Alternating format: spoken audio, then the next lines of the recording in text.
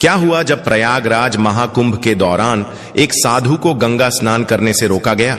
उसके बाद प्रयागराज के उस गंगा घाट पर जो चमत्कार हुआ उसे देखकर आपके पैरों तले जमीन खिसक जाएगी। साल 2025 के जनवरी माह में प्रयागराज में सदी का सबसे बड़ा महाकुंभ लगने वाला है। यह महाकुंभ हर 12 साल में एक बार लगता है, यानी इस महाकुंभ का बहुत अधिक महत्व रहने वाला है। गंगा नदी में स्नान करने का बहुत महत्व रहता है। इसी वजह से देश और दुनिया से कई लोग प्रयागराज के इस महाकुंभ में पहुंचने वाले हैं। लेकिन अभी हाल ही में जो घटना सबके सामने निकल कर आ रही है उसने सभी के होश उड़ा दिए। जहां पर एक साधु महाराज को गंगा नदी में स्नान करने से रोका गया। कोई भी महाकुंभ साधुओं के बिना अधूरा है, क्योंकि यह साधु संतों के आगमन और स्नान से ही संपूर्ण माना जाता है। देश भर से साधु महाकुंभ शुरू होने के कई दिनों पहले ही प्रयागराज पहुंच जाते हैं। इस घटना की शुरुआत होती है मध्य प्रदेश के महेश्वर में रहने वाले राधानंद जी महाराज से। राधानंद जी महाराज रोजाना सुबह 4 बजे उठकर ठंडे पानी से स्नान किया करते थे और भिक्षा प्राप्त करने के लिए निकल जाते थे। उन्होंने अपने जीवन काल में सांसारिक सुख का त्याग करके कई तपस्याएं की और कई सिद्धियां हासिल की। वे महेश्वर के घाट पर ही निवास करते थे। जब उन्हें प्रयागराज महाकुंभ लगने की खबर मिली तो वे महाकुंभ में जाने के लिए बहुत उत्साहित थे। वे तकरीबन 1 माह पूर्व महाकुंभ में पहुंचना चाहते थे, क्योंकि वे वहीं पर 2 से 3 महीने बिताना चाहते थे। उनका ऐसा कहना था कि महाकुंभ वह पवित्र समय होता है जहां पर देवी देवता स्वयं उस स्थान पर मौजूद होते हैं। वहां पर तप करना, साधना करना और भगवान का ध्यान बहुत ही फलदायी होता है। अगले दिन सुबह राधानंद जी महाराज जब प्रयागराज पहुंचे तो सुबह के 3:30 बज रहे थे। सुबह सुबह 4 बजे उनका स्नान करने का दैनिक नियम था। उन्होंने सोचा, क्यों ना आज गंगा नदी का पवित्र स्नान किया जाए, और वे प्रयागराज के गंगा घाट पर पहुंच गए। उस स्थान पर गंगा नदी की सफाई का कार्य चल रहा था। राधानंद जी महाराज को यह देखकर बहुत खुशी हुई। जब उन्होंने अपने कपड़े उतारे और गंगा नदी में स्नान करने के लिए आगे बढ़े तो वहां पर खड़े कुछ नगर निगम के अधिकारियों ने उन्हें रोक दिया। उनका कहना था कि आप अभी स्नान नहीं कर सकते, क्योंकि इस समय साफ सफाई का कार्य चल रहा है।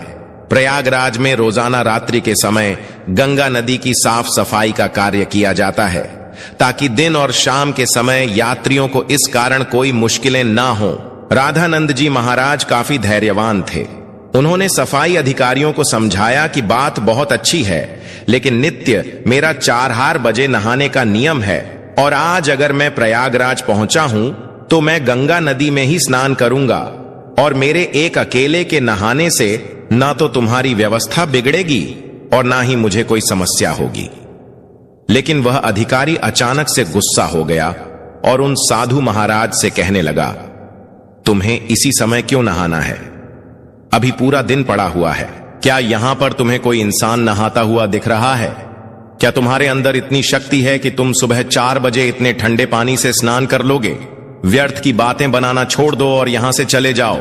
अभी तक तो राधानंद जी महाराज बहुत विनम्र थे, काफी धैर्यवान थे, लेकिन उस अधिकारी के अपशब्दों को सुनकर के अचानक उन्हें बहुत बुरा लगा। उनका ऐसा मानना था कि गंगा नदी पर किसी का अधिकार नहीं है।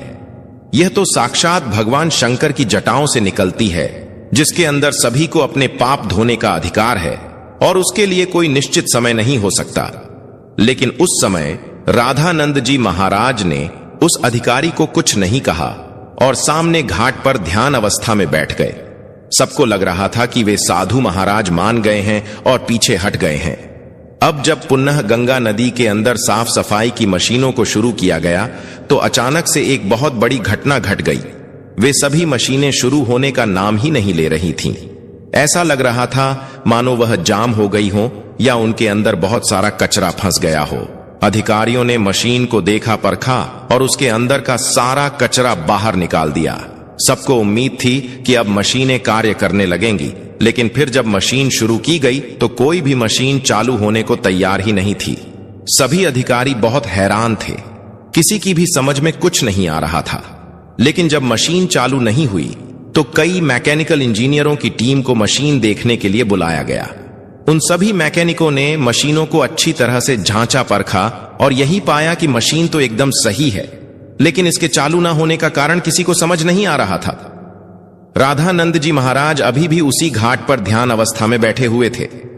गंगा नदी का साफ सफाई का कार्य उस दिन रुका हुआ था। सभी लोग बहुत हैरान थे। उस समय जो मैकेनिकल इंजीनियर वहां पर मशीन सही करने आया था, उसने जब राधानंद जी महाराज को देखा तो उसकी आंखें खुली की खुली रह गईं। वह राधानंद जी महाराज के चरणों में गिर गया और बाबा उसे आशीर्वाद देने लगे। फिर वह सभी अधिकारियों को बताने लगा, यह महेश्वर के सिद्ध महाराज हैं। बचपन के समय पर एक बार जब मुझे सांप ने डस लिया था तो इन्होंने ही अपने चमत्कार से मेरी जान बचाई थी। तब उस अधिकारी को अपनी गलती का एहसास हुआ।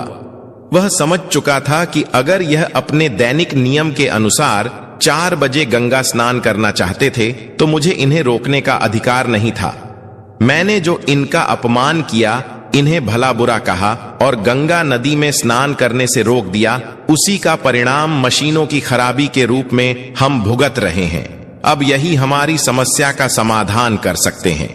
हमें इनसे माफी मांगनी पड़ेगी। सभी अधिकारी मिलकर राधानंद जी महाराज के पास गए, उनके चरणों में बैठ गए और हाथ जोड़कर कहा, हमें इस बात का अंदाजा नहीं था कि आप एक दिव्य संत हैं। हमसे बहुत बड़ी भूल हो गई है। हमें आपको स्नान करने से नहीं रोकना चाहिए था। राधानंद जी महाराज अभी भी बहुत विनम्र थे। उन्होंने अधिकारियों से कहा, यह जरूरी नहीं है कि कोई संत चमत्कारी हो तभी उसे गंगा नदी में स्नान की अनुमति दी जाए। गंगा नदी के ऊपर साधु संतों का सबसे पहला अधिकार है। सभी अधिकारियों ने उनसे हाथ जोड़कर कहा, अब आप गंगा नदी में स्नान कर सकते हैं।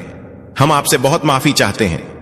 राधानंद जी महाराज समझ चुके थे कि सभी अधिकारियों को उनकी गलती का एहसास हो गया है। उनका अभिमान दूर हो गया है। उन्होंने विनम्रता पूर्वक उन अधिकारियों से कहा, तुम चिंता क्यों करते हो? अब भी समय कहां बीता है? जरा अपनी घड़ी में समय तो देखो, आखिर क्या बजे हैं? जब सभी अधिकारियों ने अपनी घड़ी में समय देखा तो उनके रोंगटे खड़े हो गए, क्योंकि उस समय सुबह के 4 बज रहे थे। किसी भी अधिकारी को यह समझ नहीं आ रहा था, आखिर इतना बड़ा चमत्कार कैसे हुआ? राधानंद जी महाराज ने अपने चमत्कार से समय को कैसे पलट दिया? इतना बड़ा चमत्कार देखकर सभी अधिकारी उनके चरणों में गिर गए और बाबा की जयकार लगाने लगे। इस चमत्कारी घटना के बाद सब लोग उन्हें मान गए और उनके दास बन गए, जिसके बाद वे सुबह 4 बजे अपने नित्य कर्म के अनुसार गंगा नदी में स्नान करने पहुंचे। और इधर मशीनों ने फिर से काम करना शुरू कर दिया। सारी मशीनें एक साथ चालू हो चुकी थीं, जिससे यह प्रमाणित हो गया कि ये मशीनें केवल राधानंद जी महाराज के इशारे का इंतजार कर रही थीं। जैसे ही उन्होंने अधिकारियों का